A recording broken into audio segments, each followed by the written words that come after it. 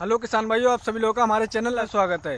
किसान भाइयों, आज की वीडियो में आपको पूरी जानकारी मिलेगी कि अगर हमारी प्याज की फसल 40 से लेकर 70 दिन की हो चुकी है तो उसमें ऐसे कौन कौन से कृषि कार्य करने हैं जिससे कि जो हमारे किसान भाई हैं एक अच्छा और रिकॉर्ड पैदावार कैसे करके ले सकते हैं। कौन कौन से ऐसे कृषि कार्य करने हैं जिसमें आप एक अच्छा सही रिकॉर्ड पैदावार ले सकते हैं।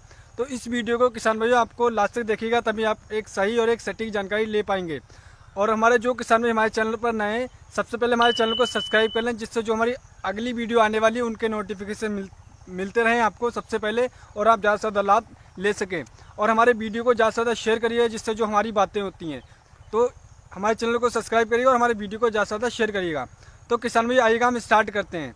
क्योंकि किसान भाई ये समय जो हो चुका है, जो फरवरी, आज 19 तारीख हो चुकी है, 19 फरवरी। तो किसान भाई मैं आपको बताना चाहूँगा कि कहीं पर मैं इंडिया की, ऑल ओवर इंडिया की बात करूं कि समझो कहीं पे हमारी प्याज की फसल 20 दिन की हो चुकी है, और कहीं पे 40 दिन की, कहीं पे 60 दिन की, और कहीं पे 70 दिन की। और कहीं कहीं पे तो ऐसा भी है, मैंने फीडबैक लिया है किसान भाइयों, कहीं पे प्याज की हार्वेस्टिंग भी हो रही है।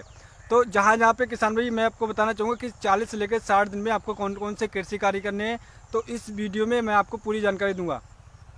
तो जो जिन किसान भाइयों की हमारे प्याज की फसल 40 दिन की हो चुकी है और उन्होंने नराई और गुड़ाई कर दी है, तो किसान भाई आपको एक ऐसा कार्य करना है। अगर आप वो ऐसा कृषि कार्य करते हैं तो किसान भाई मैं विश्वास के साथ, गारंटी के साथ कह सकता हूँ, आप अपनी प्याज की फसल से बहुत ही अच्छा रिकॉर्ड पैदावार ले सकते हैं।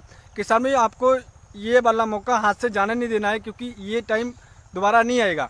अगर आपकी 40 दिन की फसल हो चुकी है और आपने पूरी नराई और गुड़ाई कर दी, कंप्लीट कर दी है, तो किसान भाई आपको खाद की एक डोज, पूरी एक डोज दोबारा से देना है। जैसे कि आपने लास्ट जुताई में दी थी डीएपी, यूरिया, सल्फर या अन्य जो भी आपने उर्वरक का प्रयोग करा था, वैसे ही आपको दोबारा से एक पूरी डोज आपको देना है। मैं आपको बताना चाहूँगा आप किन किन चीज़ों का प्रयोग कर सकते हैं डोज को पूरा करने के लिए।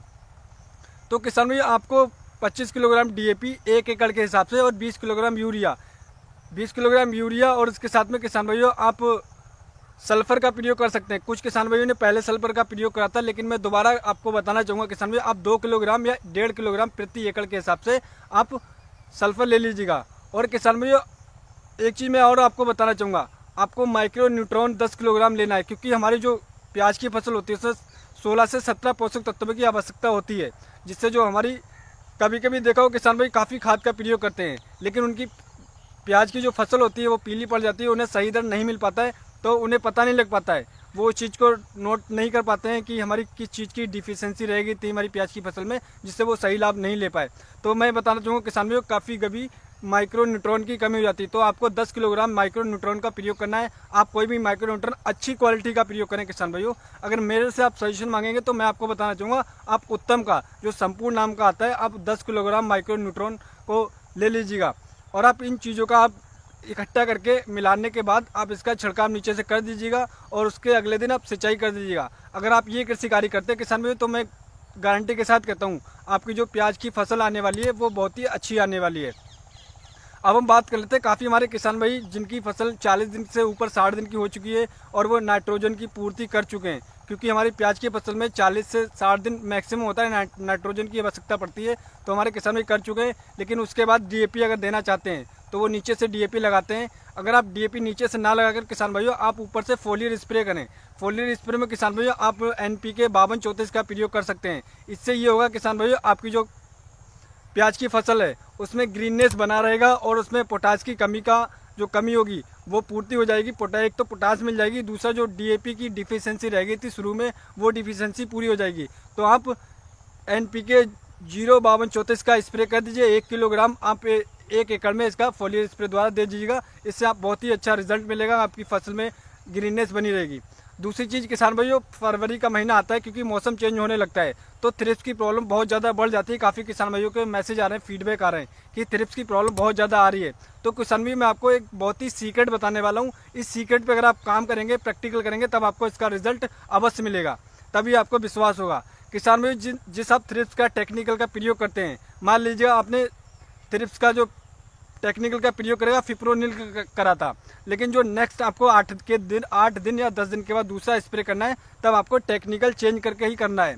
अगर आप ऐसा टेक्निकल चेंज करके करते हैं किसान भाई, मैं गारंटी के साथ, दावे के साथ कह सकता हूँ, ये मेरा खुद का प्रैक्टिकल खुद का एक्सपीरियंस है कि आपकी जो थ्रिप्स की प्रॉब्लम है वो ख़त्म हो जाएगी। आपको टेक्निकल चेंज करते ही रहना है हमेशा। आपने पहला किसी और ब्रांड का कराता, दूसरा दूसरी ब्रांड का करना है, तीसरा जब करना है तो अलग ब्रांड का करना है। इस चीज़ का आप लोग नोट कर लें किसान भाइयों। अगर नोट करने के बाद आप इसका प्रयोग करेंगे और तब आप हमें फीडबैक दे सकते हैं। तो अगर इस चीज़ का आप किसान भाइयों प्रयोग करिएगा तो मैंने आपको जो जानकारी दी है किसान भाइयों, अगर आप इन चीज़ों पे कार्य करते हैं तो मैं गारंटी के साथ कहता हूँ आप बहुत ही अच्छा रिकॉर्ड पैदावार लेने वाले हैं प्याज की फसल से पिछली साल के मुकाबले। तो किसान भाई आशा करते हैं हमारी दी हुई जानकारी आपको अच्छी लगी होगी। अगर हमारा वीडियो आपको पसंद आया हो किसान भाई तो हमारे चैनल को सब्सक्राइब करिएगा और हमारे वीडियो को ज़्यादा से ज़्यादा शेयर करिएगा, जिससे जो हमारी बातें सभी किसान भाई तक पहुँच सकें और वो ज़्यादा से ज़्यादा लाभ ले सकें। अगर आपका कोई सवाल रहता है, आपका कोई डाउट रहता है किसान भाई, तो हमें डायरेक्टली मैसेज करके या हमारे कमेंट बॉक्स में कमेंट करके पूछ सकते हैं प्याज की फसल के रिलेटेड। मैं आपका जो सवाल होगा उसका तुरंत ही जवाब देने की कोशिश करूँगा।